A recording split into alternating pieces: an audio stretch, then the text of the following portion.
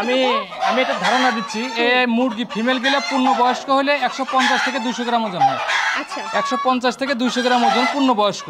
আর একটা মোরগ 200 থেকে 250 গ্রাম, কোনো কোনো ক্ষেত্রে 300 গ্রাম পর্যন্ত হতে পারে। বাহ চমৎকার। এই কি বিশেষ কোনো পা আছে নাকি? না, এটা বিশেষ পাঠা, এটা বয়সের প্রমাণ। এটা যে বয়স্ক হয়েছে এটার প্রমাণ আর কি। মানে এটা বয়স্ক হয়ে গেছে? জি জি, এটা বয়স্ক, এটার শেষ বয়স বলতে পারেন। এটা আমার এখানে প্রায় 4 বছর আছে।